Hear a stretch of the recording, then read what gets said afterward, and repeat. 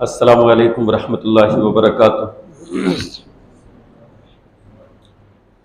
ان الحمد للہ نحمده ونستعینه ونستغفره ونؤمن به ونتوکل علیہ ونعوذ باللہ من شرور انفسنا ومن سیئات اعمالنا من يهده الله فلا مضل له ومن يضلله فلا هادي له وأشهد أن لا إله إلا الله وأشهد أن محمدا عبده ورسوله أما بعد فأعوذ بالله من الشيطان الرجيم بسم الله الرحمن الرحيم إن الدين عند الله الإسلام۔ تمام قسم کی تعریفیں، کبریائی، بڑائی، حمد و ثنا اللہ رب العالمین کے لیے ہیں، اور بے انتہا درود و سلام نازل ہو سید المرسلین رحمت للعالمین جناب محمد الرسول اللہ صلی اللہ علیہ وسلم پر، جن کو ہدایت لے کر ہم سب کی ہدایت کے لیے، رہنمائی کے لیے اللہ رب العالمین نے مبعوث فرمایا۔ موضوع جیسا کہ آپ نے سنا ہوگا کہ موضوع ہے لڑکے اور لڑکیوں میں فتنہ ارتداد، اسباب اور علاج۔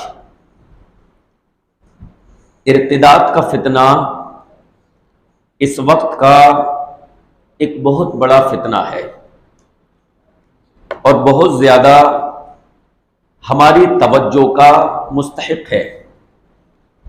یعنی مسلمانوں کو درپیش جو کچھ چیلنجز ہیں، ان میں فتنہ ارتداد یہ ایسا مسئلہ ہے، ایسا چیلنج ہے جس پر مسلمانوں کو سب سے زیادہ اس وقت توجہ دینے کی ضرورت ہے۔ یہ معمولی چیز نہیں ہے، یہ معمولی چیز نہیں ہے، یہ چھوٹی چیز نہیں ہے کہ اس کو نظر انداز کر دیا جائے یا اس کو لسٹ میں سب سے آخر میں رکھا جائے، بلکہ ارتداد یہ اتنا بڑا خسارہ ہے ایک مسلمان کا، ایک شخص کا، کہ اگر اس کے بدلے اس کا سارا مال بھی اس سے چھین لیا جاتا، اس کے بدلے اگر اس کا دنیاوی سارا ساز و سامان لوٹ لیا جائے تو وہ اس کے مقابلے میں کم ہوگا۔ یعنی اگر دنیاوی اس کا ساز و سامان سارا کا سارا لوٹ لیا جائے، کوئی چھین لے، تو وہ خسارہ ارتداد کے مقابلے میں کم ہے۔ ارتداد کا خسارہ بہت بڑا خسارہ ہے۔ آئیے سب سے پہلے دیکھ لیتے ہیں کہ ارتداد کا مطلب کیا ہے، مسلم کا مطلب کیا ہے، مومن کا مطلب کیا ہے۔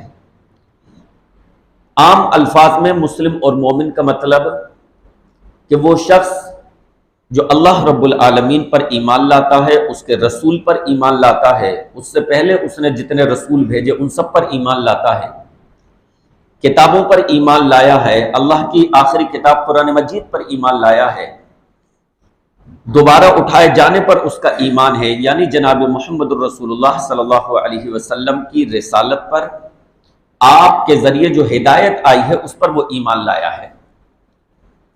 یہ مومن کا یا مسلم کا مطلب ہے عام فہم انداز میں۔ وہ توحید کا اقرار کرنے والا ہے۔ مرتد کا مطلب کیا ہے، ارتداد کا مطلب کیا ہے؟ ارتداد کا مطلب ہے ان ساری چیزوں سے پھر جانا۔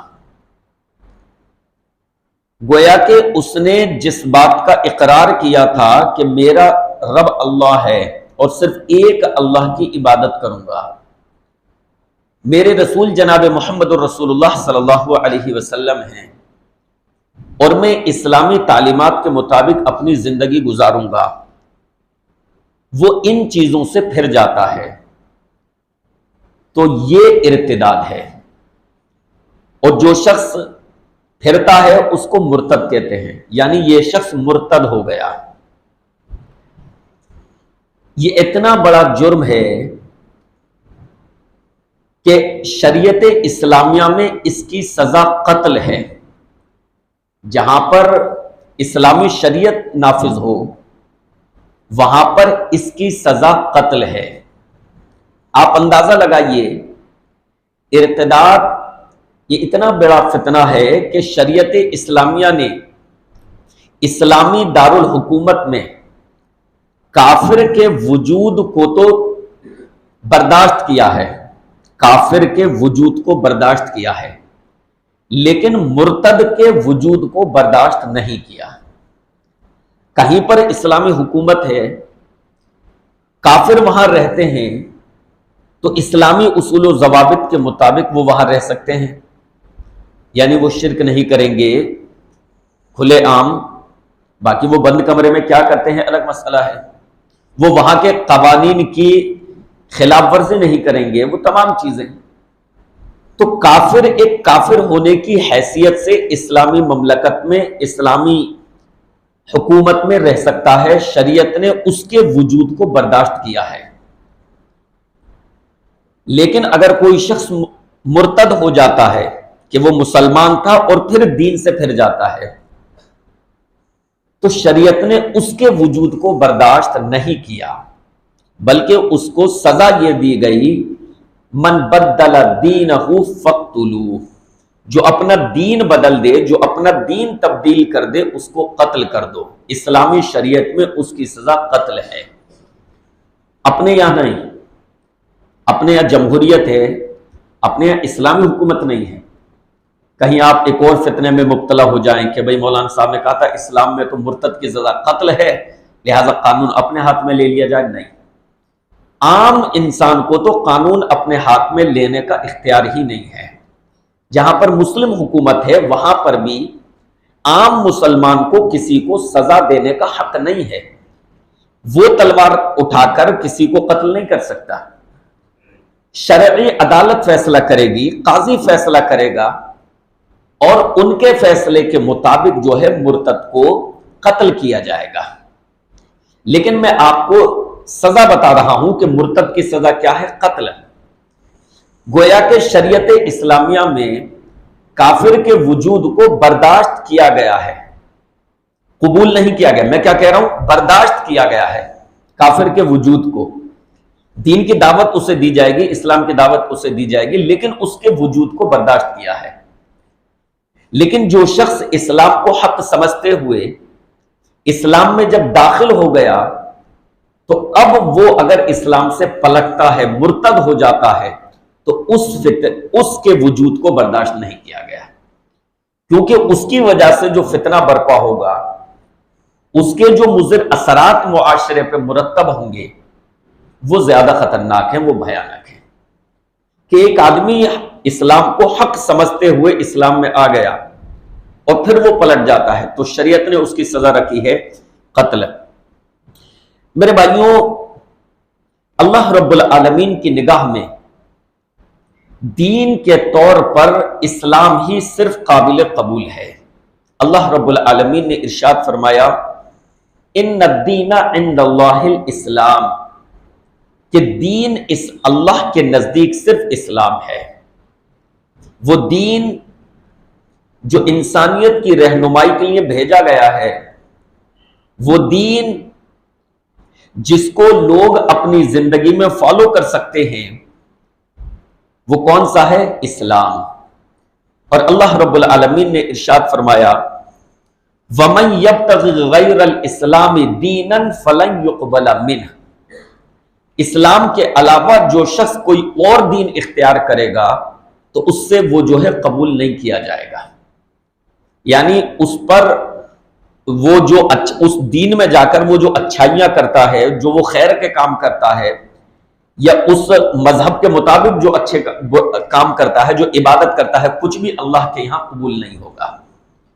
تو اللہ کی بارگاہ میں قابل قبول کیا ہے؟ صرف اور صرف اسلام۔ کیونکہ انسانوں کے لیے کیا بہتر ہے، انسانوں کے لیے کیا مناسب ہے، ان سے جو غلطیاں ہوتی ہیں ان میں انہیں کیا سزائیں دی جائیں گی، وہ پورا طریقہ جو ہے انسانیت کی بھلائی کا، وہ اسلام میں محصور ہے۔ وہ صرف اور صرف اسلام میں ہے۔ باقی دھرموں میں، باقی مذہبوں میں کچھ اچھائیاں مل جائیں گی، سچ بولنا چاہیے، جھوٹ نہیں بولنا چاہیے، قتل نہیں کرنا چاہیے، ظلم نہیں کرنا چاہیے، عام چیزیں مل جائیں گی، لیکن اے ٹو زیڈ شروع سے لے کر آخر تک پوری کی پوری رہنمائی ان مذہبوں میں نہیں ملتی۔ یہ رہنمائی صرف اور صرف اسلام میں ملتی ہے، بچے کی پیدائش سے لے کر اس کی وفات تک، اس کی ولادت سے لے کر اس کے غسل تک، اس کے جنازے کی تدفین تک، تمام معاملات میں، شادی بیاہ میں، تمام معاملات میں جو مکمل رہنمائی ملتی ہے وہ صرف اور صرف اسلام میں ملتی ہے۔ لہذا اللہ رب العالمین کے نزدیک قابل قبول دین جو ہے وہ صرف اور صرف اسلام ہے۔ ایک دوسرے مقام پر اللہ رب العالمین نے تفصیل سے مرتد کے بارے میں قرآن مجید میں ارشاد فرمایا، اور دیکھیے اس کی سزائیں کیا بتائی ہیں۔ وہ تو دنیاوی سزا ہوئی کہ اس کو قتل کر دو، اس کے علاوہ مرتد کے تعلق سے اللہ نے قرآن میں تفصیل سے ذکر کیا، فرمایا وَمَن يَبْتَغِ غَيْرَ الْإِسْلَامِ دِينًا فَلَن يُقْبَلَ مِنْهُ، جو اسلام کے علاوہ دین اختیار کرے گا اس سے اس کو قبول نہیں کیا جائے گا۔ وَهُوَ فِي الْآخِرَةِ مِنَ الْخَاسِرِينَ، اور وہ آخرت میں خسارہ اٹھانے والوں میں سے ہوگا، وہ آخرت میں گھاٹا اٹھانے والوں میں سے ہوگا۔ كَيْفَ يَهْدِ اللَّهُ قَوْمًا كَفَرُوا بَعْدَ إِيمَانِهِمْ وَشَهِدُوا أَنَّ الرَّسُولَ حَقٌّ وَجَاءَهُمُ الْبَيِّنَاتُ وَاللَّهُ لَا يَهْدِي الْقَوْمَ الظَّالِمِينَ۔ اللہ ایسی قوم کو یا ایسے لوگوں کو کیسے ہدایت دے سکتا ہے کہ جو ایمان کے بعد اور اس بات کی گواہی دینے کے بعد کہ رسول برحق ہیں جناب محمد الرسول اللہ صلی اللہ علیہ وسلم، اور ان کے پاس تمام دلائل بھی آ گئے، یعنی انہوں نے اسلام کو اچھی طرح سے سمجھ لیا، یہ سب سمجھنے کے بعد پھر وہ کفر کر بیٹھیں، پھر وہ کافر بن جائیں، اللہ ایسی قوم کو کیسے ہدایت دے سکتا ہے کہ وہ سب کچھ سمجھنے کے بعد، سب کچھ جاننے کے باوجود اسلام میں داخل ہو کر اسلام کی خوبیوں کو، اسلام کی اچھائیوں کو، اسلام کے امتیازات کو سمجھنے کے باوجود پھر کفر کریں، تو پھر ان سے بڑھ کر گمراہ کون ہوگا؟ اللہ ان کو کیسے ہدایت دے سکتا ہے؟ اولئک جزاؤہم ان علیہم لعنت اللہ والملائکۃ والناس اجمعین، یہ ایسے لوگ ہیں کہ ان کا بدلہ یہ ہے کہ ان پر اللہ کی لعنت ہو، فرشتوں کی لعنت ہو، اور تمام لوگوں کی ان پر لعنت ہو۔ کس پر؟ جو اسلام سے مرتد ہو جائے۔ سوچئے کہ ارتداد یہ کتنا بڑا مسئلہ ہے، ارتداد کتنا بڑا جرم ہے کہ اللہ رب العالمین نے فرمایا ان پر اللہ کی لعنت ہو، فرشتوں کی لعنت ہو، اور تمام لوگوں کی ان پر لعنت ہو۔ خالدین فیہا لا یخفف عنہم العذاب ولا هم ینظرون، یہ اللہ کے عذاب میں ہمیشہ ہمیش رہیں گے، اللہ کے عذاب میں ان پر سے کوئی تخفیف، کوئی کمی نہیں کی جائے گی۔ اور الا الذین تابوا من بعد ذلک واصلحوا فان اللہ غفور رحیم، ہاں جو توبہ کر لے، اپنی اصلاح کر لے، یعنی مرتد ہو گیا، پھر اللہ نے اس کو حق کو سمجھنے کی توفیق بخش دی، اس نے اللہ سے توبہ کر لی کہ یار میں نے تو بڑا جرم کیا، میں نے بڑا عظیم جرم کیا کہ اللہ نے اسلام جیسی دولت مجھے دی اور میں اس کو چھوڑ کر کفر کی غلاظت میں آ گیا، میں کفر میں آ گیا، تو اللہ نے اس کو سمجھ بوجھ دی اور اس نے توبہ کر لی اللہ رب العالمین سے۔ اس نے توبہ کر لی تو اللہ فرماتا ہے جب توبہ کر لی تو اللہ رب العالمین پھر اس کی لغزشوں کو، پھر اللہ رب العالمین اس کی اس غلطی کو، اس کے اس جرم عظیم کو معاف کرنے والا ہے۔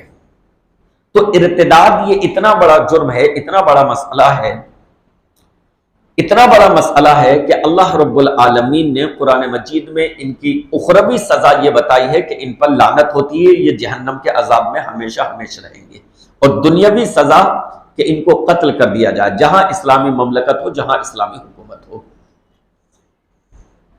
ارتداد کے کیسز میرے بھائیوں اور بہنوں یہ نئے نہیں ہیں، ہم گھبرا جائیں کہ یار یہ لوگ مرتد ہونے لگے.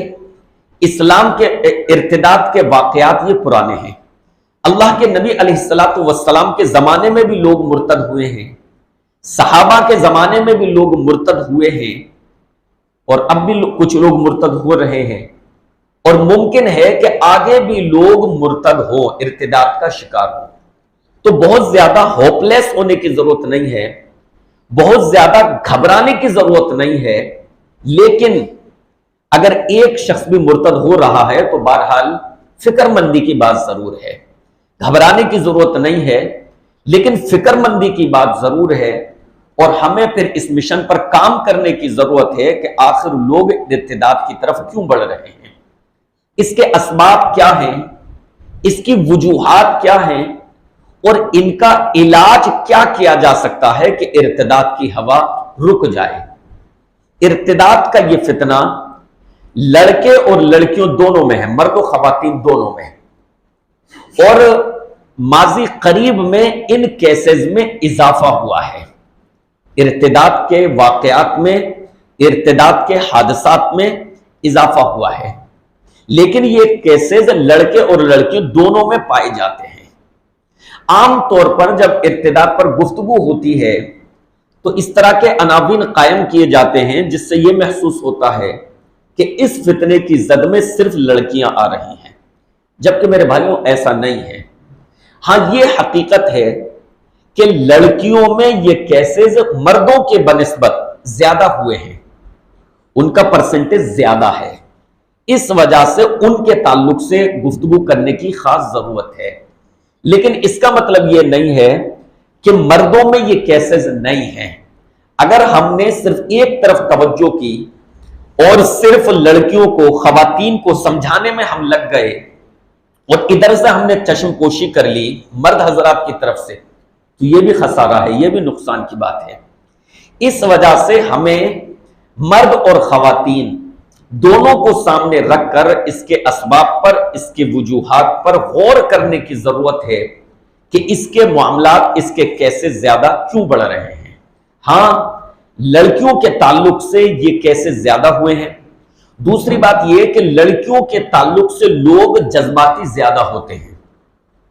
ماں باپ بھی لڑکیوں کے تعلق سے جذباتی, غیرت مند زیادہ ہوتے ہیں. قوم بھی لڑکیوں کے تعلق سے غیرت مند زیادہ ہوتی ہے. اگر لڑکا کوئی غلطی کرتا ہے, اگر لڑکا کوئی جرم کرتا ہے تو ماں باپ اس کو برداشت کر لیتے ہیں, غصہ آتا ہے انہیں لیکن برداشت کر لے جاتے ہیں. لیکن اگر لڑکی کوئی ایسا کام کر جاتی ہے وہ اسی طرح کا جو لڑکے نے کیا ہے, تو ماں باپ کہتے ہیں کہ ہماری عزت کو تم نے مٹی میں ملا دیا, ہماری ناک کٹوا دی. لڑکا کسی غیر مسلم کو بیاہ کر اپنے گھر میں لے آئے گا تو اتنے خفا نہیں ہوں گے, یا لڑکا کسی لڑکی کو بھگا کر لے آئے گا تو اتنے خفا نہیں ہوں گے. لیکن جب اپنی بیٹی بھاگ جائے گی تو اس پر جو ہے وہ یہ کہیں گے کہ ہماری ناک کٹ گئی. تو لڑکیوں کے تعلق سے دراصل لوگوں کے یہاں جذبات زیادہ پائے جاتے ہیں, اور اسی طریقے سے قوم میں بھی لڑکیوں کے تعلق سے جذبات زیادہ پائے جاتے ہیں. لیکن میرے بھائیوں, جرم لڑکا کرے یا لڑکی, جرم بیٹا کرے یا بیٹی, بہرحال دونوں ہی جو ہے غور و فکر کے لیے, ہمارے لیے غور و فکر کا مقام ہے کہ ہم اس کے اسباب پر, اس کی وجوہات پر غور کریں. اب آئیے اصل موضوع کی طرف آتے ہیں کہ ارتداد کے اسباب کیا کیا ہیں. لوگ جو کچھ اسلام سے پلٹ رہے ہیں اس کی وجوہات کیا کیا ہیں, اس کے اسباب کیا کیا ہیں, تاکہ جب ان اسباب کو ہم سمجھ لیں تو ان اسباب کے تدارک کے لیے, ان چیزوں کو ختم کرنے کے لیے ہمارا کوشش کرنا آسان ہو جائے. نمبر ایک, سب سے پہلی چیز, سب سے پہلا سبب جہالت, بے علمی. لوگوں میں دراصل علم کی کمی ہے. اسی وجہ سے آپ دیکھیں گے, دیکھیے کنورژن دونوں طرف چل رہا ہے. آپ جانتے ہیں کنورژن دونوں طرف چل رہا ہے. لوگ اسلام کی طرف بھی آ رہے ہیں اور زیادہ تعداد میں آ رہے ہیں. غیر مسلموں سے لوگ جو ہے اسلام کی طرف راغب ہو رہے ہیں, اسلام قبول کر رہے ہیں, اسلام میں داخل ہو رہے ہیں. اور کچھ لوگ اسلام سے مرتد ہو کر دوسری طرف جا رہے ہیں. کنورژن دونوں طرف ہو رہا ہے. لیکن فرق ایک بڑا یہ ہے کہ غیر مسلموں کی طرف سے جو اسلام کی طرف آ رہے ہیں، جو اسلام قبول کر رہے ہیں، وہ اسلام کو سمجھ بوجھ کر، وہ اسلام کو پڑھ کر، وہ اسلام کا مطالعہ کر کے، وہ علم حاصل کر کے، قرآن مجید کا مطالعہ کر کے اپنے دل سے باقاعدہ وہ اسلام میں داخل ہو رہے ہیں. اور اسلام سے جو لوگ غیر مسلم مرتد ہو رہے ہیں، وہ زیادہ تر آپ کو ایسے ملیں گے کہ جن کے پاس علم کی کمی تھی، جن کے پاس علم نہیں تھا، انہوں نے دینی تعلیم حاصل ہی نہیں کی، لہذا علم کی کمی ان کو گمراہیت کی طرف لے گئی. تو کنورژن دونوں طرف ہو رہا ہے. لوگ اسلام کی طرف بھی آ رہے ہیں اور اسلام سے دوسری طرف بھی جا رہے ہیں.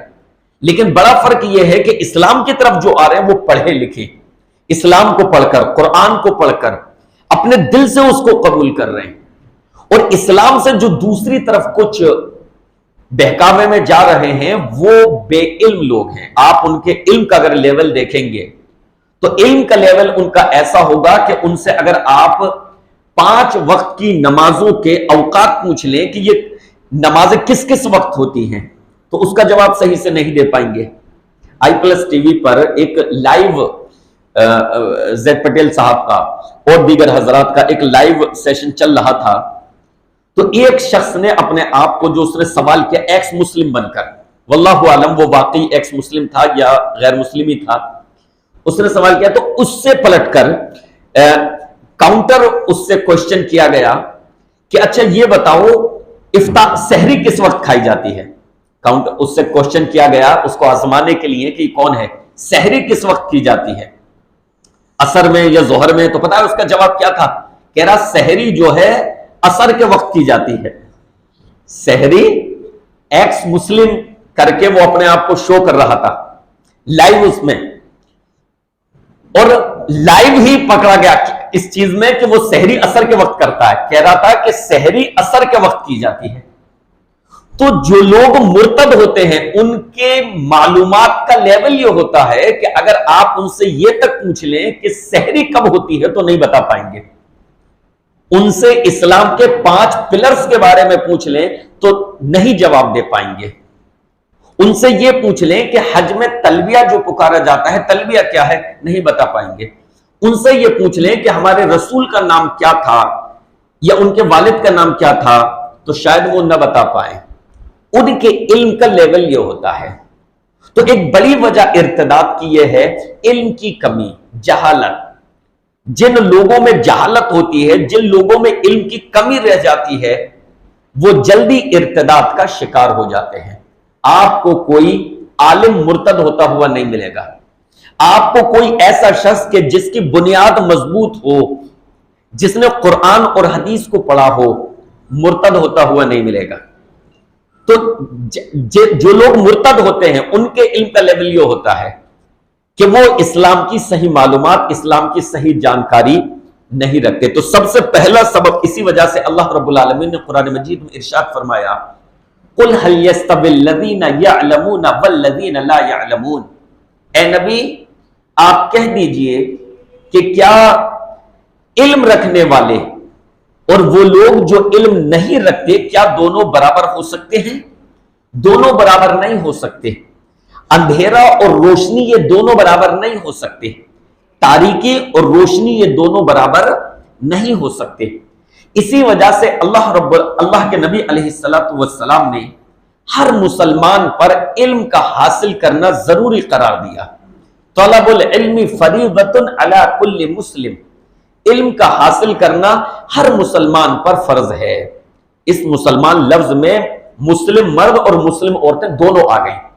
اس میں لفظ کا اپنی طرف سے اضافہ کرنے کی ضرورت نہیں ہے. بعض لوگ اضافہ کر دیتے ہیں طلب العلم فریضۃ علی کل مسلم و مسلمہ، جبکہ اللہ کے نبی نے یہ الفاظ نہیں فرمائے مسلمہ والے، صرف مسلم.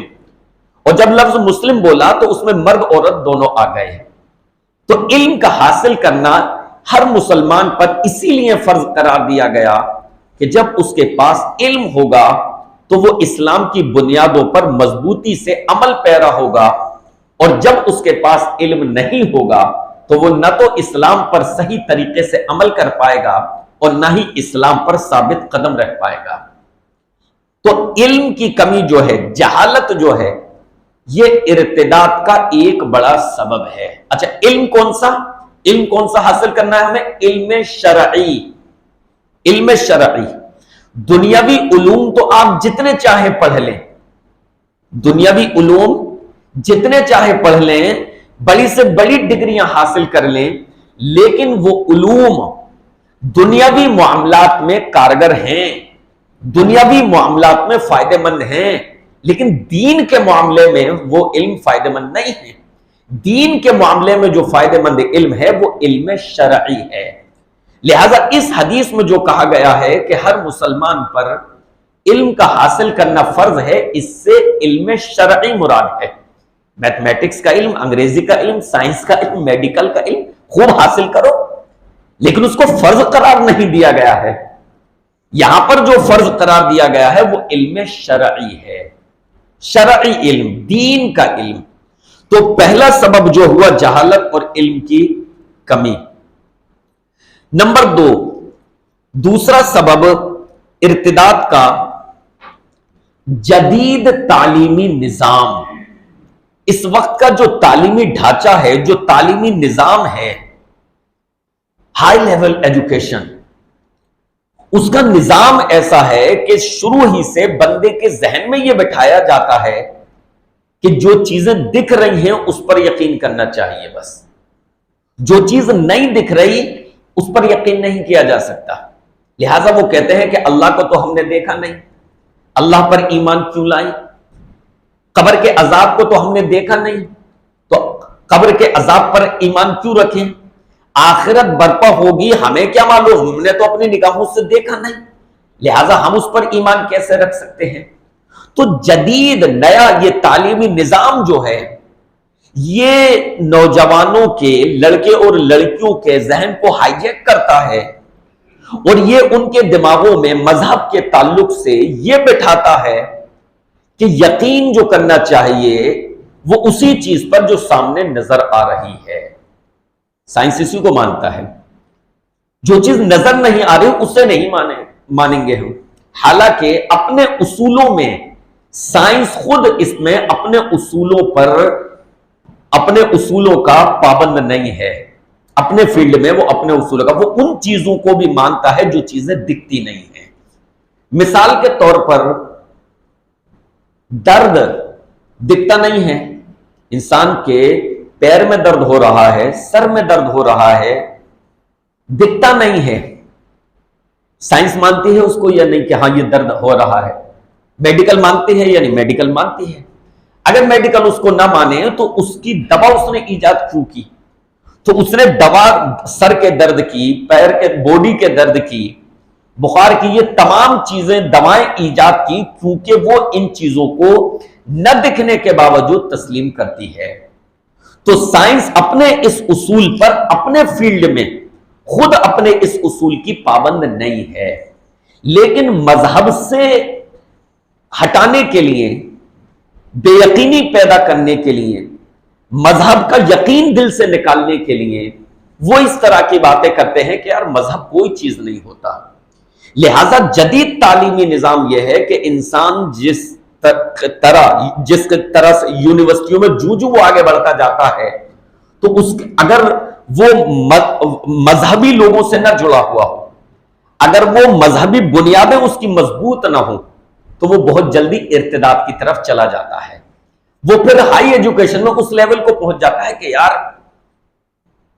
یہ کوئی یقین کرنے کی چیزیں ہیں، عذاب قبر، اللہ پر ایمان، آخرت میں یہ ہوگا، جہنم اس طرح کی ہے، جنت یہ کوئی یقین کرنے کی چیزیں، وہ اس طرح کی چیزیں کرنے لگتا ہے۔ اچھا، لوگ بہت زیادہ علم حاصل کر کے اسلام میں بھی آتے ہیں، یہ ایک وہ درجہ ہوا جب جدید تعلیمی نظام کے جدید تعلیمی نظام اس کو ایک ہلکے پیمانے پر متاثر کرتا ہے اور وہ اپنے دماغ کا صحیح طریقے سے استعمال نہیں کرتا۔ لیکن جب بہت زیادہ علم حاصل کرتے ہیں، اگر ڈھنگ سے انسان اپنی عقل کا استعمال کرے تو یہ چیز لوگوں کو اسلام کی طرف لانے والی بھی بنتی ہے۔ یہ چیز لوگوں کو اسلام کی طرف، جب وہ گہرائی کے ساتھ کائنات کا مطالعہ کرتا ہے کہ اس کائنات میں یہ سورج ہے، یہ چاند ہے، ہوائیں چلتی ہیں، اس کی انسانی ضرورت، انسانی زندگی کے لیے کس قدر ضرورت ہے، سورج کی شعاعیں بغیر اوزون کے اگر یہاں ڈائریکٹ ہم تک آ جائیں تو یہ انسانی زندگی کے لیے کس قدر خطرناک ثابت ہو سکتی ہے، لہذا اوزون جو ہے وہ ان شعاعوں کو چھان کر ہم تک پہنچاتے ہیں، لہذا تب یہ شعاعیں ہمارے لیے مفید بنتی ہیں۔ تو جب وہ کائنات کو گہرائی کے ساتھ اس کا مطالعہ کرتا ہے کہ درختوں کی کیا اہمیت ہے، ان درختوں کی کیا اہمیت ہے، دن میں یہ کس قدر مفید ثابت ہوتے ہیں، رات میں ان سے کیا چیزیں نکلتی ہیں، یہ تمام چیزیں جو وہ کائنات کا باریکی سے مطالعہ کرے گا تو اس کا یقین یہ بڑھتا ہے کہ نہیں، اس کائنات کو بنانے والا ایک خدا ضرور ہے۔ یہ اتفاقی نہیں ہے، یہ اچانک ہوا کوئی دھماکہ نہیں ہے کہ اچانک دھماکہ ہوا اور یہ کائنات وجود میں آ گئی، نہیں، بلکہ اس کو پیدا کرنے والا ضرور کوئی نہ کوئی خدا ہے۔ تو وہ مذہب کی طرف آتا ہے، وہ دھرم کی طرف آتا ہے۔ لیکن جب وہ باریک بینی سے کائنات کا مطالعہ نہیں کرتا تو جدید تعلیمی نظام جو ہے اوپر سے اس کے ذہن میں یہ بات ڈالنے کی کوشش کرتا ہے کہ یقین اسی پر کرنا چاہیے جو چیز دکھے۔ تو دوسرا بڑا سبب جو ہے ارتداد کا وہ کیا ہے؟ جدید تعلیمی نظام۔ نمبر 3، تیسرا بڑا سبب ارتداد کا وہ ہے مادیت۔ آج لوگوں کا مزاج جو ہے وہ مادیت والا بن گیا ہے، انسان مادہ پرست ہو گیا ہے۔ مادیت کا مطلب یہ ہے کہ انسان مال کو ترجیح دیتا ہے، دنیاوی معاملات کو ترجیح دیتا ہے، دنیاوی فائدوں کو ترجیح اور اہمیت دیتا ہے۔ تو مادیت کی وجہ سے جو ہے وہ ارتداد کی طرف بڑھتا ہے، وہ ایمان کو اہمیت نہیں دیتا، ایمان آخرت کو اہمیت نہیں دیتا، بلکہ آخرت کے مقابل وہ جو ہے دنیا کو ترجیح دیتا ہے۔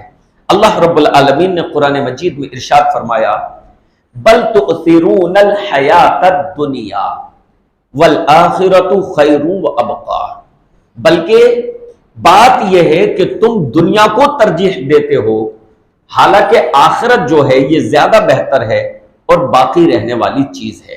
یعنی ہمیشگی والی چیز جو ہے وہ اخروی زندگی ہے، اور یہ دنیاوی زندگی جس کو تم اہمیت دیتے ہو، جس کو تم ترجیح دیتے ہو، یہ فنا ہو جانے والی ہے، یہ ختم ہو جانے والی ہے۔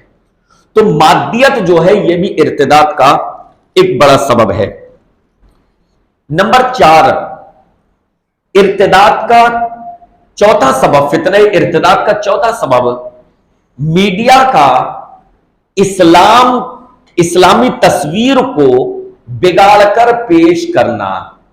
آج دیکھیے میڈیا اسلام کی تصویر کو بگاڑ کر کس طریقے سے پیش کرتا ہے، اسلام کی چھوی کو کس طریقے سے پیش کرتا ہے۔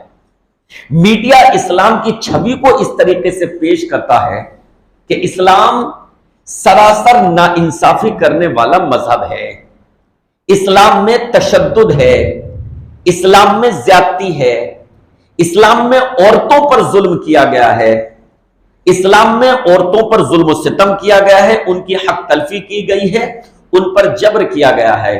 یہ دیکھیے پردے کا ان کو پابند بنا کر ان پر زور زبردستی کی گئی ہے، اسلام خون خرابہ سکھاتا ہے۔ تو میڈیا جو ہے وہ اسلام کی امیج کو جو ہے وہ ڈیمیج کرتا ہے، اس کی چھوی کو بگاڑ کر پیش کرتا ہے۔ اور آپ جانتے ہیں کہ میڈیا آج کل جو ہے کنگ ہے، راجا۔ میڈیا کا رول ہوتا ہے کہ وہ ملک کے یا دنیا کے حالات کو کس طرف لے جائے۔ وہ اگر چاہے تو کالے کو سفید دکھا دے، وہ اگر چاہے تو سفید کو کالا کر کے ثابت کر دے، یہ اس کی مرضی ہے۔ میڈیا جس طرح کا لوگوں کا ذہن بنانا چاہے وہ بنا سکتا ہے۔ تو میڈیا یہ بڑا کام کر رہا ہے کہ وہ اسلام کی تصویر کو، جہاں دوسرے دھرموں کا معاملہ آئے گا تو وہ ان کی چیزوں کو بڑی اچھائی کے ساتھ پیش کریں گے، یہ تو سنسکرتی ہے، یہ ریتی رواج ہیں۔ جہاں اسلام کا معاملہ آئے گا تو اسلام کی جو خوبیاں ہیں، اسلام کی جو اچھائیاں ہیں، उनको भी मीडिया तोड़ मरोड़ कर पेश करने की कोशिश करेगा। कुरान मजीद की आधी आयत को लेकर यह पेश करने की कोशिश करेगा कि देखिए, इस्लाम के मानने वालों को यह सिखाया जाता है, उनकी किताब यह सिखाती है कि काफिरों को जहां पाओ कत्ल कर दो। उसका बैकग्राउंड क्या है, उसका पस मंजर क्या है, किन हालात के लिए वो आयत है, उस आयत को पीछे से पढ़ो तो मतलब वाज़ेह हो जाता है। वो तमाम चीजें मीडिया पेश नहीं करेगा।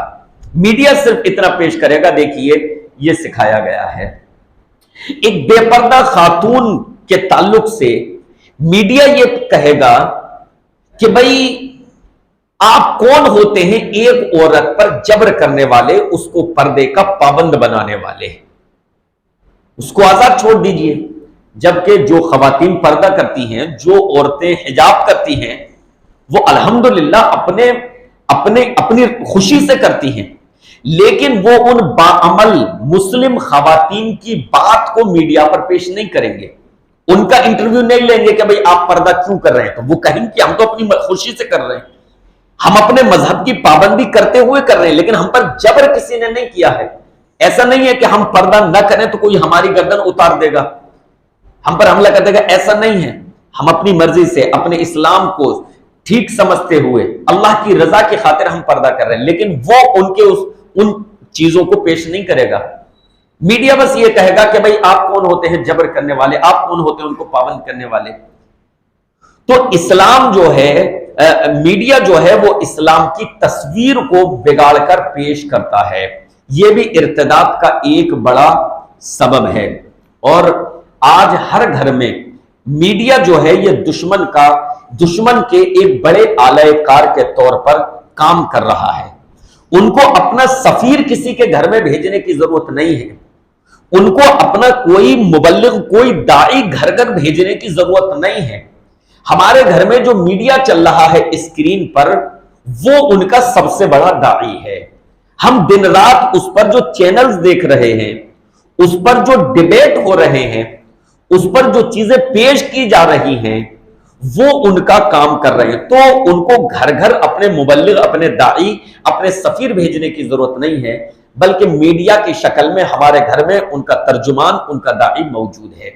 तो मीडिया इस्लाम की तस्वीर जो है वो बिगाड़ कर पेश करता है, और इस्लाम की जो खूबियां हैं उनको वो पेश नहीं करता, बल्कि जो खूबियां हैं उन्हीं को वो अलग रंग देकर, गलत एंगल देकर, गलत अंदाज में जो है पेश करता है। नंबर 5, पांचवा सबब इर्तिदाद का, पांचवा सबब है इश्क और मोहब्बत। इसकी वजह से भी बहुत सारे लोग मुर्तद हो रहे हैं। बेटा यूनिवर्सिटी में पढ़ता है, पढ़ते पढ़ते उसकी दोस्ती किसी गैर मुस्लिम लड़की से हो गई, या कहीं पर वो मुलाजिमत करता है, जॉब करता है, वहां पर उसकी शिफ्ट में उसके साथ जो लड़की आया करती थी ऑफिस, जो काम किया करती थी, उससे उसकी हाय हेलो हुई, उससे उसकी दोस्ती हो गई। दोनों की दोस्ती इस हद तक आगे बढ़ी कि इन्होंने अब फैसला कर लिया आपस में शादी करने का और एक साथ हमेशा जिंदगी गुजारने का। तो वो लड़की जो है वो ये कहती है कि देखो, मैं अपना धर्म नहीं छोड़ सकती, लिहाजा अगर मुझसे निकाह करना, शादी करनी है, मुझसे अगर विवाह करना है, तो तुम्हें मुझे आजादी देनी पड़ेगी कि मैं अपने धर्म का ही पालन करूं। शुरू में यही बात तय होती है कि भाई ठीक है, मैं अपने दीन पर चलूंगा, तुम अपने धर्म का पालन करती रहना, कोई बात नहीं। लेकिन रफ्ता रफ्ता फिर आदमी जो है उसके रंग में ही रंग जाता है, उसकी आस्थाओं को अहमियत देने लगता है, उसी के रंग में रंग जाता है, उसी के अकायद को जो है वो अपना लेता है, और फिर वो इश्क और मोहब्बत में जो है इर्तिदाद का शिकार भी हो जाता है। इसी तरीके से लड़कियां, मुस्लिम लड़कियां, ये गैर मुस्लिम लड़कों के मोहब्बत के फितने में फंस जाती हैं। बल्कि इस वक्त हमारे मुल्क हिंदुस्तान में भगवा तंजीमों की तरफ से बाकायदा ये मिशन चल रहा है, बाकायदा ये मुहिम चल रही है कि मुस्लिम लड़कियों को किस तरीके से मोहब्बत के जाल में फंसाया जाए। ये एक ऐसी हकीकत है जिसका इनकार नहीं किया जा सकता। यानी ये यूनिवर्सिटी का ज्ञान नहीं है, ये ऐसी बात नहीं है कि जिसको सिर्फ एक जज्बाती तौर पर नशर किया जा रहा हो, बल्कि इसको बाकायदा उनके प्रवक्ता, उनके तर्जुमान टीवी डिबेट्स में या उनके जो खास प्रोग्राम होते हैं, फंक्शन होते हैं, उसमें उनके कार्यकर्ता, उनके स्पीकर बाकायदा इसका ऐलान करते हैं, बाकायदा इसका ऐलान करते हैं। इस तरह की वीडियोस मंजरे आम पर आ चुकी हैं कि मुस्लिम लड़कियों को अपनी तरफ लाने की कोशिश करो, बल्कि उनकी तरफ से बहुत सारी तंजीमें जो हैं इस पर काम कर रही हैं और वो बाकायदा इस पर मुहिम चलाते हैं कि बेटी बचाओ बहू लाओ। यानी वो बाकायदा मिशन चला रहे हैं कि मुस्लिम लड़कियों को जो है बहू बनाकर अपने घरों में लाओ, और जब वो हमारे घर में आ जाएंगी तो फिर वो हमारे धर्म के रंग में रंग जाएंगी और वो फिर हमारी ही तरह से हिंदू बनकर हिंदू संस्कृति के मुताबिक जो है जिंदगियां गुजारेंगी। इस सिलसिले में जो तंजीमें काम कर रही हैं, आप हैरान होंगे, इस कदर तंजीमें हैं। भाई मुस्लिम ऑर्गेनाइजेशन काम करें तो उन पर तो पाबंदी लग जाती है ना, उनको मुख्तलिफ केसेस में फंसा दिया जाता है। मुस्लिम ऑर्गेनाइजेशन काम करें, तंजीमें काम करें तो उन पर झूठे इल्जामात लगाकर उनको फंसा दिया जाता है, लेकिन उनके लिए तो आजादी है। लिहाजा उनको मालूम है कि हमें तो हुकूमत की तरफ से जो है सपोर्ट है, हमें प्रशासन की तरफ से सपोर्ट है, हम पर कोई एफआईआर नहीं हो सकती, एफआईआर होगी तो गिरफ्तार नहीं किया जा सकता, तंजीम पर पाबंदी नहीं लगाई जा सकती। लिहाजा वो आजाद हैं कि इस धरती पर, इस देश में जिस तरीके से चाहे अकलियतों के खिलाफ, मुसलमानों के खिलाफ जिस तरीके से चाहे मिशन चलाएं। अगर मुसलमानों की तरफ से कोई ऐसा वाकया पेश आ जाता है कि किसी गैर मुस्लिम लड़की ने इस्लाम कबूल कर लिया और मुस्लिम लड़के से शादी कर ली, तो कहेंगे इसने धर्म परिवर्तन करवा दिया, इसने बड़ा जुर्म किया है, यह लव जिहाद का हिस्सा है। उस बंदे पर मुख्तलिफ किस्म के जो है इल्जामात लगाकर उसको गिरफ्तार कर लिया जाएगा ताकि इसके घर वाले परेशान हो, वो लड़की जो गैर मुस्लिम से मुस्लिम बनी है वो परेशान हो और परेशान होकर वो इस्लाम का दामन छोड़ दे। अभी जल्दी में देखिए, अभी जल्दी में लड़की उसके शौहर को याद, ये उनको इस तरीके से किसी मामले में फंसा देते हैं। और खुदा का अल्लाह के फजल करम से इंटरव्यू आया, जो इंटरव्यू आया है उसका बड़ा प्यारा इंटरव्यू है अल्हम्दुलिल्लाह। उसने ये कहा कि मैं इस्लाम से नहीं फिर सकती, और मुझे अल्लाह पर यकीन है कि अल्लाह मेरे शोहर को वापस करेगा, वो जेल से रिहा होकर वापस आएंगे, क्योंकि ये सारे इल्जामात हैं, झूठे इल्जाम हैं। और अगर हमारे मुकद्दर में यही है कि अल्लाह की राह में मेरे शोहर जेल में रहें तो मुझे ये भी मंजूर है, लेकिन मैं इस्लाम से नहीं फिरूंगी। खुदा का अल्हम्दुलिल्लाह ये इंटरव्यू आया। तो कहने का मकसद ये है कि अगर कोई गैर मुस्लिम मुसलमान हो जाता है तो ये उसको किसी तरीके से उस पर इल्जामात कोई लगाकर उसको इस्लाम से फेरने की कोशिश करते हैं। लेकिन दूसरी गैर मुस्लिमों की जो तंजीमें, हिंदू जो तंजीमें हैं, वो आजाद हैं, उन पर कोई रोक टोक नहीं, उन पर कोई लगाम नहीं, वो जैसा चाहे बयान दें, वो जैसा चाहे मिशन चलाएं, वो जैसा चाहे ऐलान करें, उन पर कोई रोक टोक नहीं है। तो हिंदू तंजीमों की तरफ से बाकायदा ये मिशन चलाया जाता है कि मुस्लिम लड़कियों को लव के जाल में फंसाओ। लव जिहाद तो आपने बहुत सुना होगा मीडिया पर, लेकिन गैर मुस्लिमों की तरफ से भी लव के नाम पर, लव क्रांति, लव के नाम पर जो है बाकायदा मिशन चलाया जाता है। ये आप कभी टीवी डिबेट्स में नहीं पढ़ेंगे, नहीं सुनेंगे। लिहाजा गैर मुस्लिमों की तरफ से विश्व हिंदू परिषद, हिंदू जागरण मंच, हिंदू युवा वाहिनी, बजरंग दल, वंदे मातरम मिशन, भारत सेवा श्रम संघ, हिंदू सहमति संगठन, اور اسی طریقے کی اور بھی بہت ساری تنظیمیں کھل کر اس مشن پر کام کر رہی ہیں کہ مسلم لڑکیوں کو اپنی محبت کے جال میں پھنساؤ، اور جب وہ محبت کے جال میں پھنس جائیں تو پھر ان کو نکاح کا جو ہے آفر کرو، اور پھر اس کو جو ہے ان کے مذہب سے پلٹا کر اپنے دھرم میں لے آؤ۔ ظاہر ہے جب وہ نکاح غیر مسلم سے کر لیں گی تو پھر وہ انہی کی سنسکرتی میں جئیں گی، پھر وہ اسلام پر عمل۔ اور آپ جانتے ہیں اس پر بہت ہی زیادہ منصوبہ بندی کے ساتھ عمل ہو رہا ہے۔ ایسا نہیں ہے کہ الگ ٹپ انہوں نے یوں ہی کسی اپنے پروگرام میں یوں ہی جذبات میں آ کر اعلان کر دیا کہ ہم ان کی لڑکیوں کو اپنے گھر لائیں گے، اور پھر وہ خاموش گھر میں بیٹھ گئے، جذبات میں آ کر بیان دے دیا ہو۔ ایسا نہیں ہے، پوری منصوبہ بندی کے ساتھ ان کی طرف سے مسلم لڑکیوں کو اپنے جال میں پھنسانے کے لیے مشن چل رہا ہے، اور اس مشن کے تحت سب سے زیادہ کالجز اور اسکول اور یونیورسٹیز کی مسلم لڑکیوں کو ٹارگیٹ کیا جاتا ہے۔ غیر مسلم لڑکے کالجز میں پڑھنے والے، یونیورسٹیز میں پڑھنے والے، وہ باقاعدہ نگاہ رکھتے ہیں مسلم لڑکیوں کو، اور وہ اس طرح کے موقع تلاش کرتے ہیں کہ کس طریقے سے مسلم لڑکی کو ہم اپنی طرف مائل کریں۔ لہٰذا اس کے لیے وہ مختلف قسم کے ہتھ کنڈے اور مختلف قسم کے حربے استعمال کرتے ہیں۔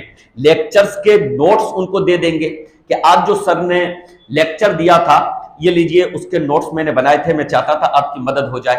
کتنی معمولی سی چیز ہے نا، بظاہر کوئی بڑی چیز نہیں دکھ رہی کہ یار لیکچر کے نوٹ ہی دیے ہیں نا، لیکن یہ اس کے مشن کا ایک حصہ ہے، اس کی لو کرانتی کا ایک حصہ ہے، مسلم لڑکیوں کو اپنے پریم جال میں پھنسانے کا ایک حصہ ہے کہ صرف نوٹس دیے ہیں۔ مقصد کیا ہے کہ اس کے دل میں میری ہمدردی پیدا ہو جائے، اس کے دل میں، اس مسلم لڑکی کے دل میں، وہ ہندو لڑکا وہ یہ چاہتا ہے کہ اس کے دل میں ہمدردی میری جو ہے پیدا ہو جائے۔ تو لیکچرز کے نوٹس دے دینا، پھر ہائے ہیلو شروع کرنا، بات چیت شروع کرنا، پھر یہاں تک یہ لوگ یہاں تک کرتے ہیں کہ کئی مرتبہ یہ اسلام کی خوبیوں کا بھی ذکر کریں گے، کیا تمہارا دھرم جو ہے، تمہارا مذہب جو ہے وہ بہت اچھا ہے، میں اس سے بہت متاثر ہوں۔ مقصد کیا ہے کہ جب ہم مسلم لڑکی کے سامنے ان کے مذہب اسلام کی تعریف کریں گے تو یہ ہمارے قریب آئے گی، یہ ہمارے قریب آئے گی، اس کے دل میں ہمارے لیے ہمدردی پیدا ہو جائے گی، یہ مقصد ہوتا ہے۔ تو یہ کئی مرتبہ بظاہر اسلام کی کچھ خوبیوں کا بھی ذکر کریں گے کہ اسلام دھرم مجھے بہت اچھا لگتا ہے۔ پھر یہ مختلف موقعوں پر مسلم لڑکیوں کی پارٹی بھی کرنا چاہیں گے۔ عید کا موقع آیا، گفٹ دے دیں گے، مہنگے مہنگے گفٹ دیں گے، موبائل گفٹ کر دیا اور دیگر چیزیں کہ نہیں عید کا موقع ہے، میری طرف سے گفٹ ہے۔ یہ ان کے لو کرانتی اور اس مشن کا حصہ ہے۔ ان کے ساتھ باہر جو ہے ٹور پر جائیں گے، ان کو اس بات کے لیے تیار کریں گے کہ چلو پکنک پر چلتے ہیں۔ اب لڑکی نے اپنے گھر پر کہہ دیا کہ ماما ایسا ہے کہ ہمارے کالج کا ٹور گروپ جا رہا ہے، لہٰذا میں جانا چاہتی ہوں۔ ماما نے کوئی بات نہیں، لڑکی کالج میں پڑھ رہی ہے، اب کالج کے اسٹوڈنٹس کا جو ہے گروپ جا رہا ہے ٹور پر، تو کوئی بات نہیں، لڑکی جا رہی ہے۔ لیکن اس ٹور گروپ میں بھی باقاعدہ ان کا ایک ٹارگٹ رہے گا، ان کا ایک مشن رہے گا کہ کس طریقے سے اس دوران لڑکی کو ہمیں اپنے سے متاثر کرنا ہے، ہمیں اسے اپنے قریب لانا ہے۔ ٹور سے واپس ہوئے، اس کو گفٹ دیے، اس کو ہدیے دیے، اس کو کیش دیا، گھر والوں کے لیے بھی گفٹ دے دیا کہ لو اپنی امی ماما کے لیے میری طرف سے یہ دے دینا، اپنے ابو کو میری طرف سے یہ دے دینا۔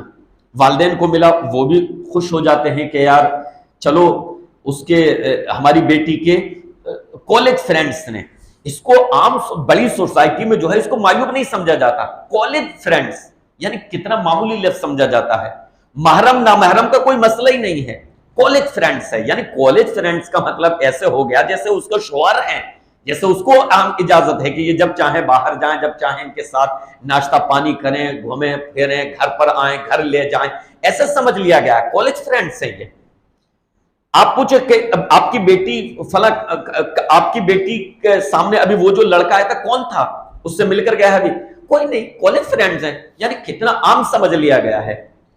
تو وہ رخصت کرتے وقت یہ چیزیں گفٹ دیں گے مہنگے مہنگے، تو اس کے گھر والے بھی متاثر ہوتے ہیں کہ دیکھو کتنا اچھا دوست ہے ہماری بیٹی کا، کہ ہماری بیٹی کو بھی تحفے تحائف دیتا ہے اور ہمارے لیے بھی کچھ نہ کچھ جو ہے بھیجتا ہے۔ اسی طریقے سے اپنے گھر دعوت کریں گے مسلم لڑکی کی۔ اب مسلم لڑکی ان کی کالونی میں جاتی ہے، اس کے گھر جاتی ہے، تو جو لائف اسٹائل ہے وہاں کا دیکھیں، عام طور سے مسلم علاقے جو ہوتے ہیں وہ ترقی کے معاملے میں غیر مسلم علاقوں سے پچھڑے ہوئے ہیں۔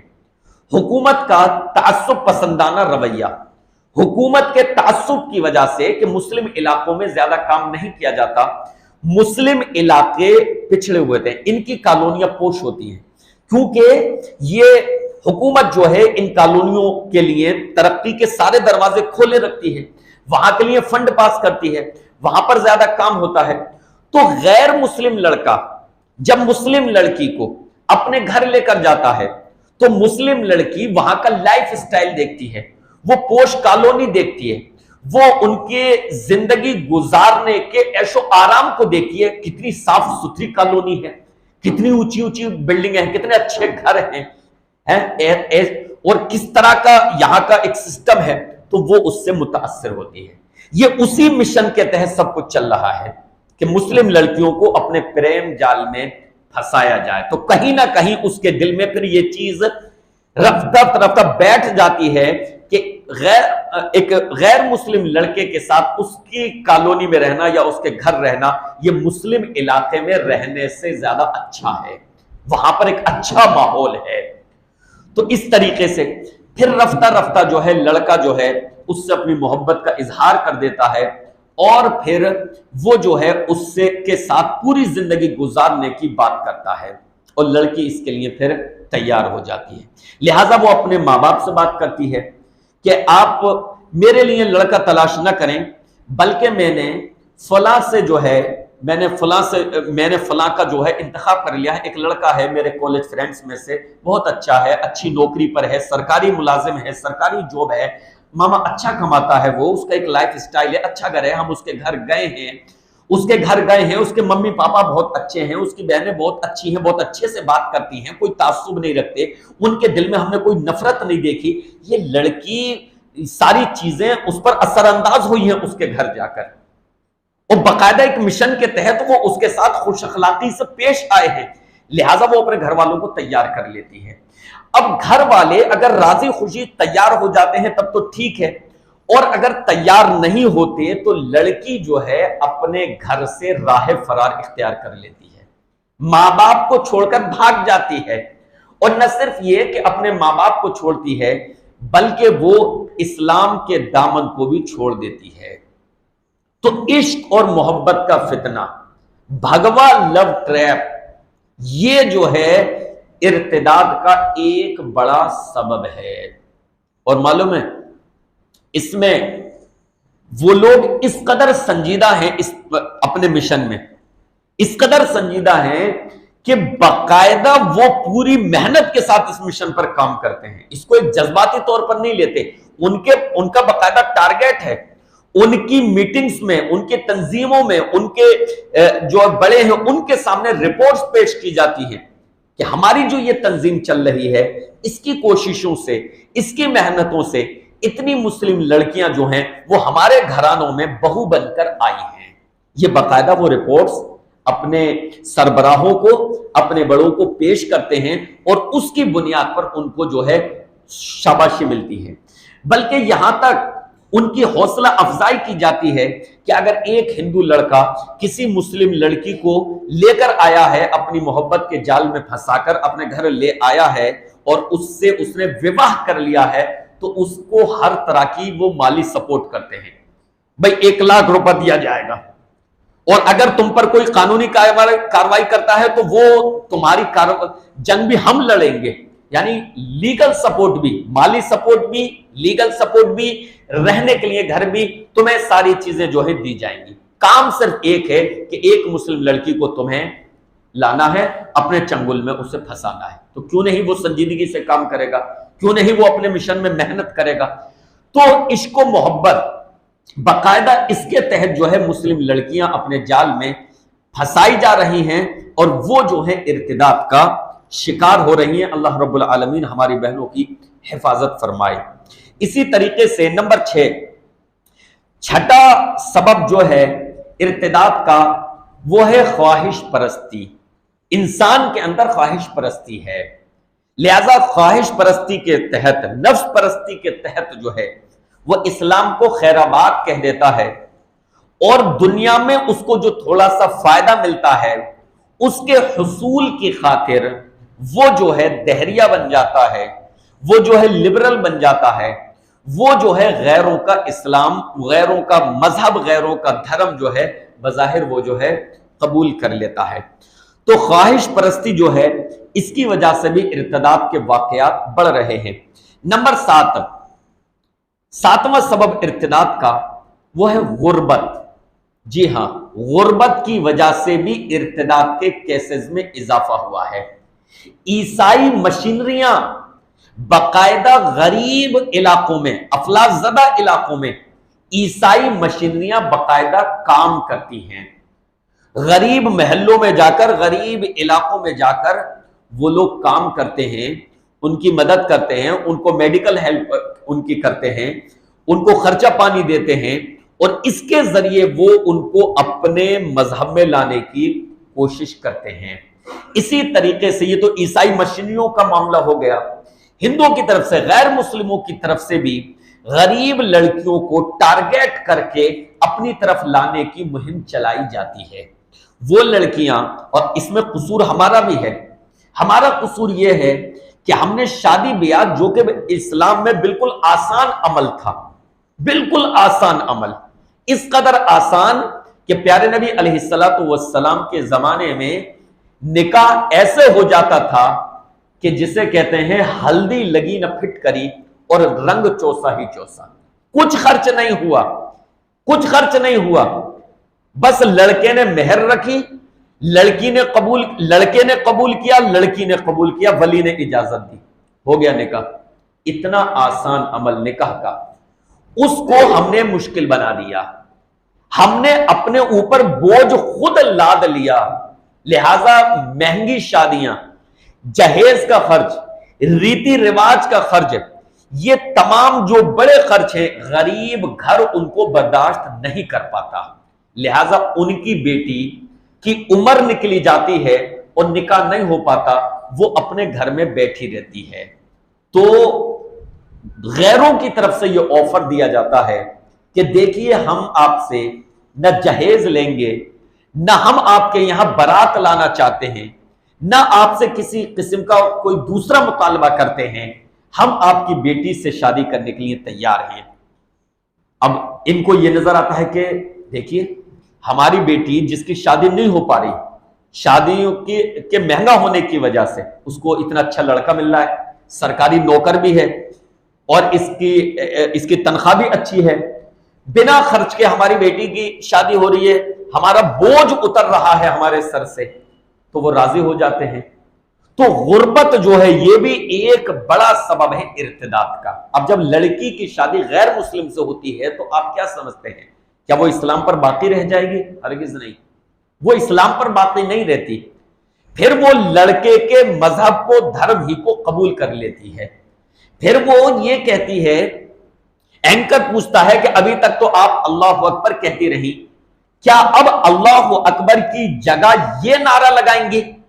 تو وہ پورے سکون کے ساتھ یہ جواب دیتی ہے کہ ہاں بالکل، اب میں جس گھر میں آ گئی ہوں اس کے حساب سے مجھے جینا ہے، اب میں جو ہے سندور بھی بھروں گی، اب میں نعرہ یہ والا لگاؤں گی، اب میں پوجا پاٹ بھی کروں گی، اب میں فلاں کام بھی کروں گی، فلاں کام بھی کروں گی، تو وہ مرتد ہو جاتی ہے۔ تو غربت جو ہے یہ ایک بڑا سبب ہے ارتداد کا۔ نمبر 8، آٹھواں سبب ارتداد کا، موبائل اور سوشل میڈیا کا فتنہ۔ عشق و محبت کا جو یہ پوائنٹ آیا تھا پیچھے کہ باقاعدہ یہ لوگ لو کرانتی کے نام پر مشن چلاتے ہیں اور اس کے تحت مسلم لڑکیوں کو اپنے جال میں پھنسانے کی کوشش کرتے ہیں، اس میں یہ بہت حد تک جو ہے موبائل اور سوشل میڈیا کا استعمال کرتے ہیں، موبائل اور سوشل میڈیا کا استعمال کرتے ہیں۔ یعنی مسلم لڑکیوں تک پہنچنے کے لیے ان کے پاس اگر کوئی آسان راستہ نہیں ہے تو موبائل جو ہے ان کو آسانی سے، سوشل میڈیا جو ہے ان کو آسانی سے ہماری ماؤں بہنوں تک پہنچا دیتا ہے، کیونکہ لڑکیاں جو ہیں موبائل کا استعمال کر رہی ہیں، سوشل میڈیا کا استعمال کر رہی ہیں، واٹس ایپ پر ہیں، فیس بک پر ہیں، وہاں پر مختلف قسم کے پیجز انہوں نے لائک کر رکھے ہیں، مختلف قسم کے گروپس میں وہ ایڈ ہیں، لہٰذا وہاں پر جو ہے لو کرانتی والے جو ہیں وہ مسلم لڑکیوں سے کسی طریقے سے رابطہ قائم کرتے ہیں اور پھر رفتہ رفتہ ان کو اپنے سے متاثر کرنے کی کوشش کرتے ہیں۔ بلکہ آپ حیران ہوں گے، سوشل میڈیا پر ایسے ایسے گروپ چل رہے ہیں، اس طرح کے نام کے گروپس چل رہے ہیں کہ گروپس کے نام سے آپ اندازہ نہیں لگا سکتے کہ یہ گروپ کن کا ہے۔ آپ کو یہ لگے گا گروپ کا نام دیکھ کر کہ اس کو تو کوئی مسلمان چلا رہا ہے، اس کو تو کوئی حجابی چلا رہی ہے، کوئی پردے والی لڑکی چلا رہی ہے، لیکن اس کے پیچھے باقاعدہ بھگوا ٹریپ کام کر رہا ہوگا۔ گروپ کا نام ہوگا اسلام کی شہزادیاں، گروپ کا نام ہوگا اسلامی شہزادیاں، اور اس میں باقاعدہ اس کی پروفائل پر اور اس کی پروفائل پر اور اس کے جو ہے بیک گراؤنڈ پر باقاعدہ جو ہے حجابی لڑکیوں کی فوٹو ہوگی، لیکن اس کے ایڈمن اگر اس کے ایڈمنز دیکھیں گے کہ اس کا ایڈمن کون ہے تو آپ کو کہیں پر کوئی پانڈے نظر آئے گا، کوئی مشرا نظر آئے گا، کوئی کمار نظر آئے گا۔ گروپ کا نام ہے اسلام کی شہزادیاں، گروپ کا نام ہے حجابی، لیکن اس کے ایڈمن یہ لوگ ہیں۔ کیوں ہیں؟ کیا ان کو اسلام سے اتنی ہمدردی ہو گئی؟ کیا ان کو پردے اور حجاب سے اس قدر ہمدردی ہو گئی؟ نہیں، بلکہ انہوں نے گروپ جو بنایا ہے اس نام سے کہ اسلامی شہزادیاں، یہ حجابی لڑکیوں کو قریب لانے کے لیے، تاکہ پردہ کرنے والی لڑکیاں، مسلم لڑکیاں اس گروپ میں ایڈ ہو جائیں، اس کا نام دیکھ کر وہ اس گروپ میں ایڈ ہو جائیں، اور جب وہ گروپ میں ایڈ ہو جائیں گی تو ان سے کانٹیکٹ کرنا آسان ہو جائے گا، ان تک اپنی بات پہنچانا آسان ہو جائے گا، ان کو اپنے چنگل میں پھنسانا آسان ہو جائے گا۔ تو موبائل اور سوشل میڈیا کی وجہ سے بھی ارتداد کے کیسز بڑے ہیں۔ نمبر 9، نوی چیز بری صحبت۔ ہمارا بیٹا کن لوگوں سے دوستیاں کر رہا ہے، بیٹی کن لوگوں سے سہیلا جوڑ رہی ہے، اس کی فکر ہم کو نہیں ہے، لہذا وہ بری سنگت اختیار کر لیتی ہے یا کر لیتا ہے، اور پھر رفتہ رفتہ وہ اس کے دھرم سے متاثر ہو جاتا ہے۔ اللہ کے نبی علیہ الصلوۃ والسلام نے ارشاد فرمایا، الرجل علی دین خلیلہ فلینظر احدکم من یخالل۔ آدمی جو ہوتا ہے وہ اپنے دوست کے طریقے پر ہوتا ہے، لہٰذا اسے چاہیے کہ دیکھ لے کہ وہ کس سے دوستی کر رہا ہے۔ اگر وہ بے نمازی سے دوستی کرے گا تو اس کا رجحان یہی بن جائے گا کہ نماز نہیں پڑھنی چاہیے، نمازی سے دوستی کرے گا تو رفتہ رفتہ وہ بھی نمازی بن جائے گا، بے دین سے دوستی کرے گا تو وہ بھی بے دین ہو جائے گا، لبرل سے دوستی کرے گا تو وہ بھی لبرل ہو جائے گا، مذہب بیزار سے دوستی کرے گا تو وہ بھی مذہب سے بیزار ہو جائے گا کہ مذہب کو نہیں ماننا چاہیے، دین کو ماننا، یہ ساری چیزیں فالتو ہیں۔ تو ہمارے بچے اور بچیاں، لڑکے اور لڑکیاں جن لوگوں کے ساتھ اٹھ بیٹھ رہے ہیں کالجز میں، یونیورسٹی میں یا عام زندگی میں وہ جن لوگوں کے ساتھ اٹھ بیٹھ رہے ہیں، ان کو اگر سنگت غلط ملتی ہے، غلط قسم کے لوگوں کی، تو وہ ان سے متاثر ہوتے ہیں، ان کی آستھاؤں سے متاثر ہوتے ہیں، उनकी धार्मिक चीजों से मुतासिर होते हैं, फिर उनकी निगाहों में जो है दिवाली के पटाखे छोड़ना, माथे पर टीका लगाना, ये कोई बड़ा जुर्म नहीं रह जाता, बल्कि ये खैर सगाली की आम बात होती है कि इसमें कोई हरज की बात नहीं है। और फिर रफ्ता रफ्ता एक दिन वो इस्लाम से बेजार भी हो जाते हैं, क्योंकि वो सामने वाला उसको आहिस्ता आहिस्ता अपने धर्म की तबलीग भी करता रहता है कि तुम्हारे मजहब में ये चीज जो है कुर्बानी करना है, पर्दा करना है, ये बड़ी अजीब चीजें हैं, संसार करना है, किसास में कत्ल कर देना है, ये बड़ी अजीब और गरीब सजाएं हैं। तो उसको ऐसी ऐसी चीजें जिसकी उसने बाकायदा तैयारी कर रखी है एक मिशन के तहत, उसके सामने पेश करता है और उसके जहन को इस्लाम के ताल्लुक से परागंदा कर देता है। तो बुरी सोहबत, गलत दोस्तियां, ये भी इर्तिदाद का एक सबब। आखिरी सबब 10वां, तरबियत की कमी। तरबियत की कमी, औलाद की तरबियत सही ढंग से न करना, ये इर्तिदाद का एक बड़ा सबब है। लिहाजा हमें इस पर इंतहाई तवज्जो देने की जरूरत है। अब आइए देख लें इलाज, क्योंकि वक्त कम है, मैं जल्दी जल्दी इसका इलाज आपके सामने पेश कर दूं कि इलाज क्या है। नंबर 1 इलाज, जैसा कि मैंने आखिरी पॉइंट बयान किया, तरबियत की कमी, उसको इलाज में हम पहले नंबर पर रखते हैं। इलाज में हम उसको पहले नंबर पर रखेंगे कि सबसे पहला इलाज यह है इर्तिदाद से बचने का कि तरबियत जो है उसकी इस्लामी की जाए। बच्चे की बुनियाद जब हम मजबूत कर देंगे, जब उसके दिल में ईमान और इस्लाम को रचा बसा देंगे, तो फिर वो किसी भगवा ट्रैप में नहीं फंसेगी, वो किसी लिबरल दोस्त के जाल में नहीं फंसेगा।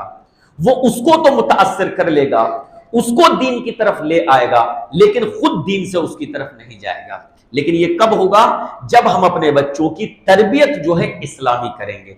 आज हाल ये है, हमें अपने बच्चों की स्कूली तालीम के ताल्लुक से बहुत फिक्र है और फिक्रमंदी होनी भी चाहिए। अब का जो दौर है वो दौर वही है कि तालीम को हासिल किया, असरी तालीम को हासिल किया जाए, लेकिन असरी तालीम के पीछे भागते हुए हम दीनी तरबियत करना उनकी भूल जाते हैं। ये बड़ी गलती होती है। लिहाजा हमारा बच्चा या हमारी बच्ची डॉक्टर तो बन जाती है, आईपीएस तो बन जाती है, आईपीएस तो बन जाता है, सिविल सर्विसेज में उसका नाम तो आ जाता है, लेकिन बहैसियत एक मुसलमान वो इंसान बाकी नहीं, एक मुसलमान उसके अंदर का जो है वो बाकी नहीं रह पाता। तो हमने उसकी बुनियाद पर ध्यान नहीं दिया, उसकी तरबियत पर ध्यान नहीं दिया। तो पहला इलाज है शुरू ही से इस्लामी तरबियत। नंबर 2, मजबूत अकीदा और ईमान। अपने बच्चे और बच्ची का अकीदा और ईमान शुरू ही से इस कदर मजबूत कर दीजिए कि वो कुफ्र की बड़ी से बड़ी चट्टान के सामने भी टिका रहे, उसके सामने रेजा रेजा ना हो जाए, उसके सामने जमीन बोस ना हो जाए, बल्कि वो टिका रहे।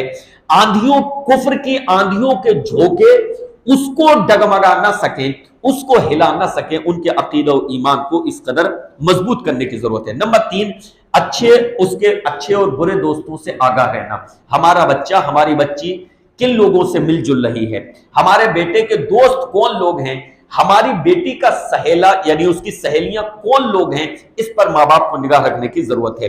नंबर 4, ज़कात का निजाम दुरुस्त होना चाहिए, ताकि जो मुसलमान गुर्बत की जिंदगी गुजार रहे हैं उनकी माली मदद की जाए, उनकी बच्चियों की शादियां करवाई जाए मुस्लिम लड़कों से, उनका ताउन निकाह के मामले में किया जाए, ताकि वो माल के लालच में गैरों का दामन न थामे। नंबर 5, हमें अपनी औलाद को, बेटे और बेटियां दोनों को, इस्लाम की नेमत का एहसास दिलाने की जरूरत है। ये जितने लोग मुर्तद होते हैं, लड़का या लड़की, ये जितने लोग मुर्तद होते हैं, दरअसल उनको इस्लाम की नेमत का एहसास नहीं है। उनको ये एहसास नहीं है कि उनको ये जो दौलत मिली हुई है इस्लाम की, ये कितनी बड़ी नेमत है। कसम है रब्बे काबा की, अगर उनको इस्लाम की नेमत का एहसास हो जाए कि अल्लाह रब्बुल आलमीन ने कितनी बड़ी नेमत हमें दी है, तो कभी भी वो मुर्तद ना हो। अगर उनको ये एहसास हो जाए कि हमारे पास ईमान की कितनी बड़ी नेमत है। अल्लाह रब्बुल आलमीन ने कुरान मजीद में सूरतुल असर में सारे इंसानों को घाटे और खसारे में बताया। ईमान और इस्लाम اتنی بڑی نعمت ہے۔ اللہ نے فرمایا والعصر ان الانسان لفی خسر، قسم ہے زمانے کی، بے شک انسان گھاٹے میں ہے۔ دنیاوی اعتبار سے وہ کتنی بھی ترقی کر لے، کتنے بھی بڑے منصب پر پہنچ جائے، سونے کی کوٹھیاں وہ بنا لے، چاندی کے برتنوں میں کھا پی لے، اللہ نے فرمایا گھاٹے میں ہے۔ دنیاوی ترقی کتنی بھی کر لے وہ گھاٹے میں ہے۔ الا الذین آمنوا وعملوا الصالحات، سوائے ان لوگوں کے جو ایمان لائے اور نیک اعمال کیے۔ تو ایمان یہ اتنی بڑی نعمت ہے کہ اللہ رب العالمین نے سارے انسانوں کو گھاٹے اور خسارے میں بتانے کے بعد ایمان والوں کو الگ کیا کہ ایمان والے گھاٹے میں نہیں ہیں۔ وہ جھوپڑی میں زندگی گزارتا ہے، ایک کفر والا عالیشان کوٹھی میں زندگی گزارتا ہے اور ایمان والا جھوپڑی میں بھی زندگی گزار رہا ہے، تو ایمان والا وہ غریب، وہ مفلس، وہ بھوکا رہنے والا شخص، وہ افلاس کی زندگی گزارنے والا شخص وہ فائدے میں ہے، کیونکہ اس کی آخرت وہ اخروی اعتبار سے فائدے میں ہے، کیونکہ اس کی آخرت بنی ہوئی ہے، اس کا آخری ٹھکانہ جو ہے جنت ہے۔ اور کوٹھیوں میں رہنے والا اگر ایمان سے محروم ہے تو دنیاوی یہ عیش و راحت، آرام سکون اس کے کسی کام کا نہیں۔ تو اپنی اولاد کو ہمیں شروع ہی سے ایمان و اسلام کی نعمت کا احساس دلانے کی ضرورت ہے۔ ایک واقعہ آپ کے سامنے رکھ کر اپنی بات کو ختم کروں کہ دیکھیں ایمان و اسلام یہ کتنی بڑی نعمت ہے۔ حضرت ام سلیم رضی اللہ عنہا، ہماری بہنیں اس واقعے کو غور سے سنیں کہ ایمان یہ کتنی بڑی دولت ہے جس کو تم ایک تھوڑی سی عیش و آرام والی زندگی پر قربان کر دیتی ہو، جس کو تم ایک عشق و محبت پر قربان کر دیتی ہو، اس ایمان کو، وہ ایمان کتنی بڑی دولت ہے یہ حضرت ام سلیم سے پوچھو۔ حضرت ام سلیم رضی اللہ عنہا، ان کا شوہر مرتد ہو گیا اور اس کے بعد وہ مر بھی گیا، اس کا انتقال، وہ مر گیا حضرت ام سلیم کا شوہر۔ تو ام سلیم کے پاس ایک مالدار شخص کا، مدینے کے ایک مالدار شخص کا پیغام آیا، حضرت ابو طلحہ کا۔ تو ابو طلحہ کا پیغام آیا لیکن وہ مسلمان نہیں تھے۔ میں تم سے نکاح کرنا چاہتا ہوں۔ ام سلیم مومنہ، ام سلیم رضی اللہ عنہا مومنہ، ان کے پاس تو ام سلیم نے یہ کہا، ان کے جو اس وقت کے الفاظ ہیں، انہوں نے یہ کہا کہ ابو طلحہ تمہارا پیغام آیا ہے اور تمہارا پیغام ٹھکرائے جانے کے قابل نہیں ہے۔ تمہاری جو حیثیت ہے سماج میں، جو تمہارا وقار ہے، تمہارا جو اسٹیٹس ہے، تمہارا جو لائف اسٹائل ہے، یعنی تمہارے پاس جو مال و دولت ہے، اس کی وجہ سے تمہارا پیغام ٹھکرائے جانے کے قابل نہیں ہے۔ لیکن ابو طلحہ میں مومنہ ہوں اور تم کافر ہو، اور ایک مومنہ ایک کافر سے کیسے نکاح کر سکتی ہے؟ صرف یہ ایک رکاوٹ ہے، تمہارا پیغام ٹھکرائے جانے کے قابل نہیں ہے۔ تم جس شخصیت کے مالک ہو، تم جس حیثیت کے مالک ہو، تمہارا پیغام تو کسی عورت کو آئے فوراً قبول کر لے، وہ ٹھکرائے جانے کے قابل نہیں۔ لیکن تم کافر ہو، میں مسلمان ہوں، اس لیے میں تم سے نکاح نہیں کر سکتی۔ ایک موحدہ، ایک مشرک سے نکاح نہیں کر سکتی، میں آپ سے نکاح نہیں کر سکتی۔ مگر اگر تم اپنی عقل کا استعمال کرو، اگر تم اپنی سمجھ بوجھ کا استعمال کرو، اگر تم اسلام کو سمجھنے کی کوشش کرو اور اسلام کو قبول کر لو، تو میں وعدہ کرتی ہوں کہ میں تم سے نکاح کر لوں گی۔ اور ام سلیم کہتی ہیں تمہارے پاس مال کتنا ہی زیادہ ہے، تمہارے پاس دولت کتنی بھی ہے، لیکن اگر تم اسلام قبول کر لیتے ہو تو میں مہر میں تم سے کچھ نہیں لوں گی۔ کیا کہتی ہے ام سلیم؟ مہر میں شوہر دیتا ہے نا بیوی کو، مہر دیتا ہے، تو ام سلیم کیا کہتی ہیں؟ تمہارے پاس مال کتنا بھی ہے، لیکن اگر تم اسلام قبول کر مجھے نکاح کا پیغام دیتے ہو تو پھر میں مہر میں تم سے کچھ نہیں لوں گی۔ تم نے جو ایمان قبول کیا ہے، اسلام قبول کیا ہے، وہی میرا مہر ہے، اسی کو میں مہر بنا لیتی ہوں۔ تو ابو طلحہ نے اسلام کو سمجھا بوجھا، اسلام قبول کر لیا اور ابو طلحہ رضی اللہ عنہ بن گئے اور ام سلیم سے نکاح کیا۔ ام سلیم نے مہر میں کچھ نہیں لیا تھا، یہی ان کا مہر تھا کہ ابو طلحہ نے اسلام قبول کر لیا. صحابہ کہتے تھے ہم نے اتنا بابرکت نکاح کوئی نہیں دیکھا, ہم نے اتنی بابرکت خاتون کوئی نہیں دیکھی کہ جس کے نکاح کا مہر اس کے شوہر کا اسلام قبول کرنا تھا. یہ ہے ایمان کی نعمت, یہ ہے اسلام کی قدر. ہماری بہنیں, ہمارے گھر کی بچیاں عشق و محبت میں پھنس کر, بھگوا ٹریپ میں پھنس کر, مال و دولت کے لالچ میں ایک اچھا لائف اسٹائل دیکھ کر, ایک اچھا غیر مسلم گھرانہ دیکھ کر اپنے ایمان و اسلام کو یوں قربان کر دیتی ہیں. ایسے ہی قربان کر. حضرت ام سلیم سے پوچھو کہ ایمان و اسلام ان کی نگاہ میں کیا حیثیت رکھتا تھا کہ انہوں نے کافر ہونے کی صورت میں ابو طلحہ کا جو ہے پیغام قبول نہیں کیا. تو اس بات کی ضرورت ہے کہ اپنی اولاد کو ایمان اور اسلام کی نعمت کا احساس دلایا جائے. قسم اللہ کی, اگر کسی کو ایمان اور اسلام کی نعمت کا احساس ہو جائے کہ یہ نعمت کتنی عظیم ہے, دنیا میں لوگ پتھروں کے سامنے جھکنے والے ہیں, دنیا میں لوگ پتھروں کے سامنے جھکنے والے پڑے ہوئے ہیں, ادھر ادھر ماتھا ٹیکنے والے, سینکڑوں خداؤں کو ماننے والے پڑے ہوئے ہیں, اور کیا کیا کھانے اور پینے والے پڑے ہوئے ہیں. اللہ رب العالمین کا شکر کیجئے کہ اللہ نے ہمیں ایمان اور اسلام کی نعمت سے نوازا ہے.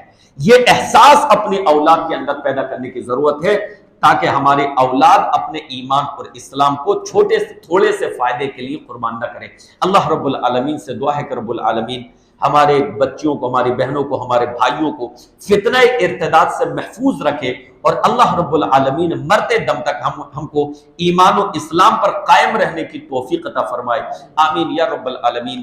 وصلی اللہ تعالی علی رسول خیر خلقہ محمد وآلہ وصحبہ اجمعین برحمتک یا ارحم الراحمین.